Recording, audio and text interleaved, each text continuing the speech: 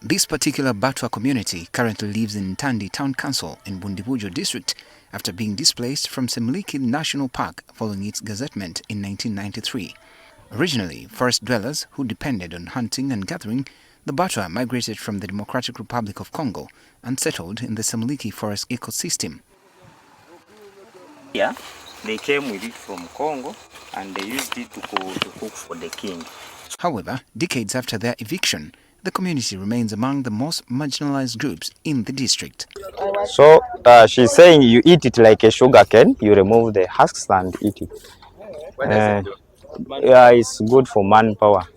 One of the biggest challenges remains education. For many years, access to education for Batwa children has largely depended on Our Lady of Annunciation Bogombia Nursery and Primary School.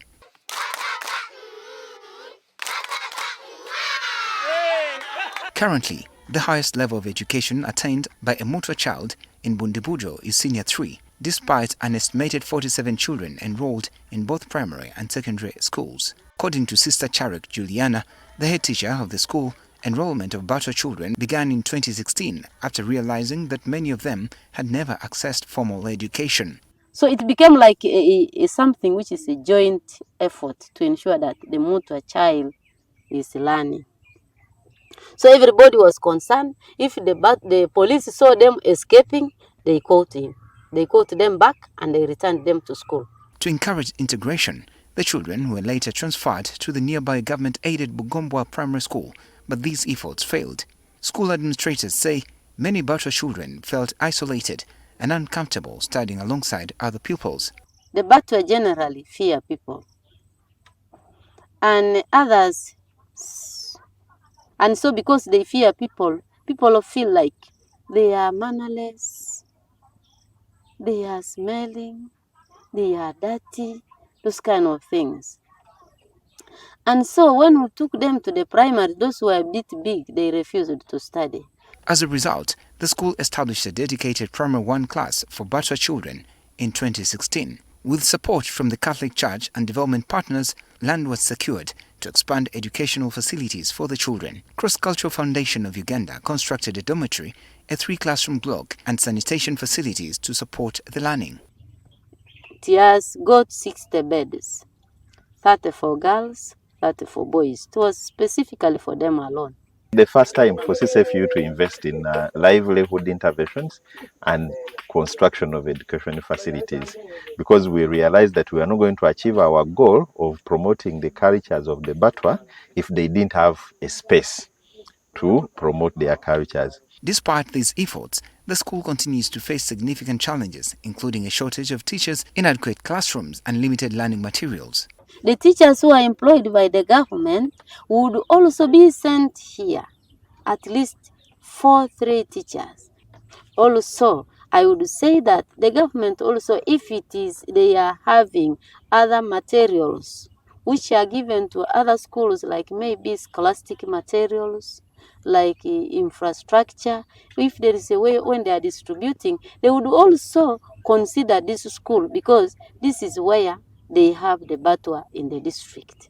According to the Deputy Executive Director of Cross-Culture Foundation Uganda, Frederick Nsibambi, the organization has also introduced cocoa farming on approximately 3.8 acres of land acquired to generate income for the community. And we have hope that in about a year or two, they will start harvesting cocoa. And our idea is that the proceeds, the money from cocoa, should be used to support the education intervention. The Uganda Wildlife Authority has also played a role in supporting the Batwa community. Because we do support them in taking the children to school when the school closes and picking them after, rather taking them when the school is opening and then bringing them when the school is closing. We've trained the Batwa in energy cooking technologies, rain harvesting techniques, and woodlot establishment and management. But even with these interventions, Community leaders remain concerned about the future of the people. Batwa culture leader Godfrey Nzito says the shrinking population is a growing concern. So he's saying they are now 160.